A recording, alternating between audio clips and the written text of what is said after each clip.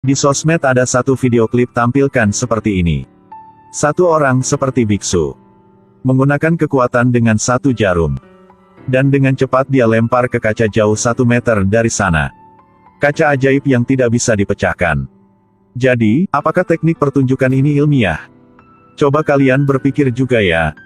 Apakah itu benar-benar terjadi?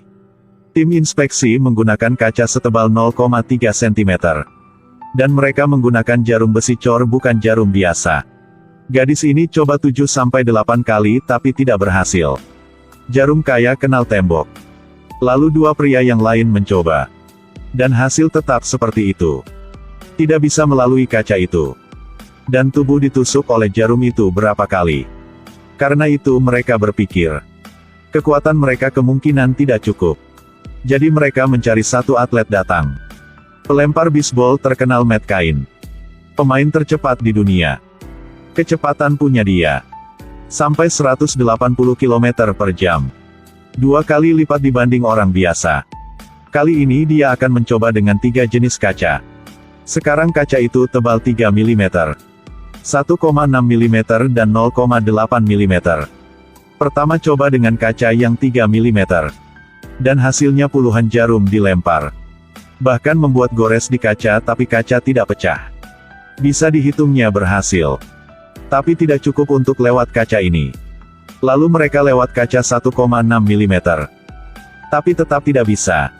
Jarum patah tapi kaca tidak apa-apa. Apakah yang 1,6 mm sangat tebal? Kita coba lagi. Kali ini 0,8 mm. Lebih tipis dibanding yang di video itu. Kali ini pernah bisa melaluinya. Berhasil juga mereka. Tapi kaca juga pecah.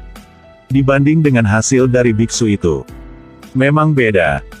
Ada yang akan mengatakan. Kaca yang di posisi itu pasti akan pecah. Apakah biksu itu lempar jarum lurus? Mereka mencoba lagi. Kali ini mereka tidak pakai tangan lagi, tapi menggunakan pistol. Dan itu adalah kaca yang tebal 3 mm.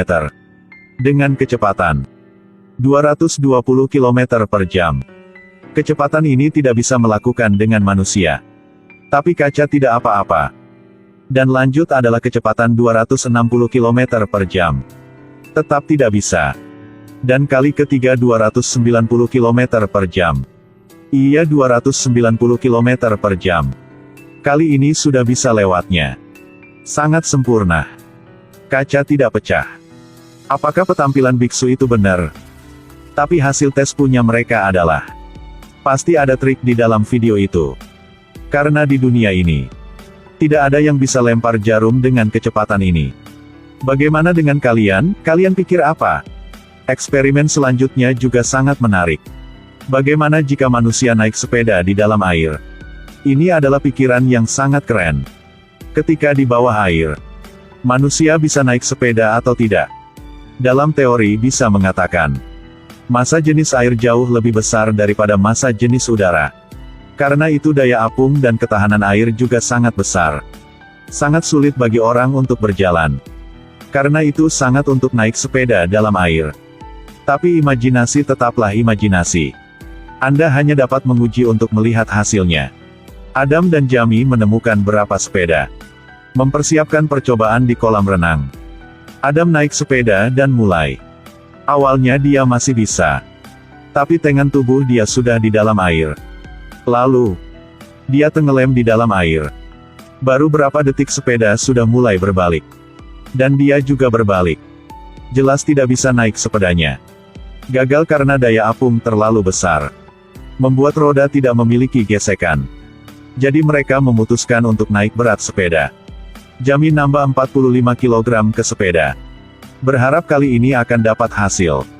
Saat sepeda masuk ke dalam air dan hasil juga not bad. Tapi itu semua fiksi. Menunggu dia naik sepeda ke atas sangat sulit. Ban belakang hilangnya gesekan muncul kembali. Adam jatuh sekali lagi. Pria botak sepertinya tidak percaya. Dia berpikir mungkin pengalaman Adam tidak bagus. Jadi dia memutuskan untuk mencoba sendiri. Kebetulan dia nambah 70 kg berat lagi. Tapi hasil seperti Adam. Dia juga jatuh ketika naik ke atas. Apakah belum cukup beratnya? Mereka memutuskan untuk modif sepeda ini. Karena nambah gaya gesek. Adam sedot udara di dalam roda. Lalu masukin cairan, ada kepadatan lebih tinggi dari seluruh negara.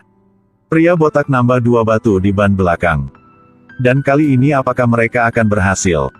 Mereka mulai tes lagi. Pria botak masuk ke dalam air.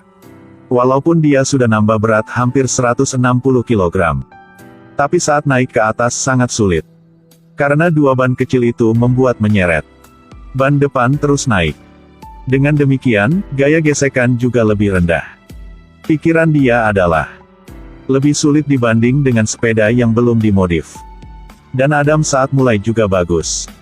Karena ban dia bukan udara. Daya apung sangat berkurang. Tapi dia tidak menambah barang yang berat. Karena itu sepeda tidak seimbang. Akhirnya mereka memutuskan. Sepeda kalau tidak dimodif. Tidak bisa jalan di dalam air.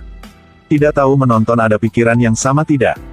Lalu tes berikut kita sudah pernah lihat. Dan itu adalah ketika kita ingin buang air kecil.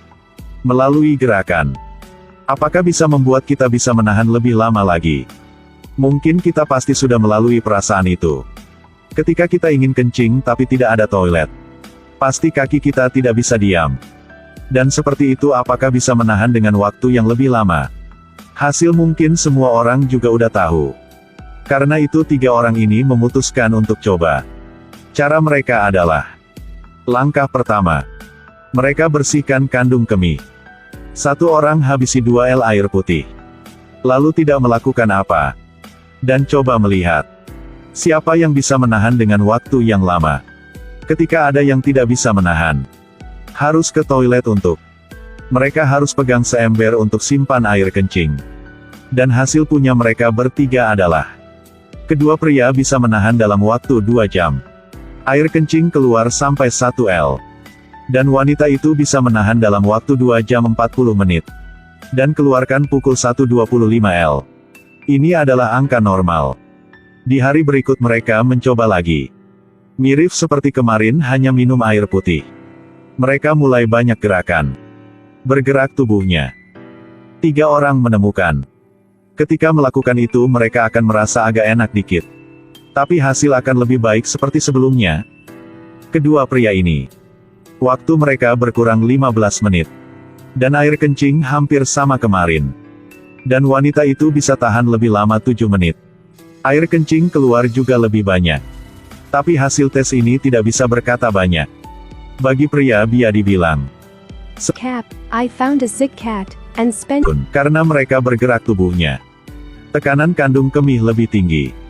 Jadi air kencing juga lebih banyak. Hari ketiga mereka coba tes lagi. Setelah minum 2 L air putih. Mereka gak ngapain, hanya berbaring di sofa. Hasilnya kedua pria ini. Bisa menahan lebih lama setengah jam. Dan wanita itu tidak beda apa. Setelah tes 3 orang mendapatkan kesimpulan. Ketika ingin buang air jangan menahan, harus langsung ke toilet. Jangan membuat diri sendiri jatuh ke dalam kesulitan. Eksperimen ini tidak bagus. Tapi setiap percobaan memiliki maknanya. Kau tidak mencoba. Bagaimana bisa tahu? Video tes ini dilakukan oleh orang yang punya pengalaman. Penonton mohon jangan ikutin. Video berakhir di sini. Sampai jumpa di lain kali.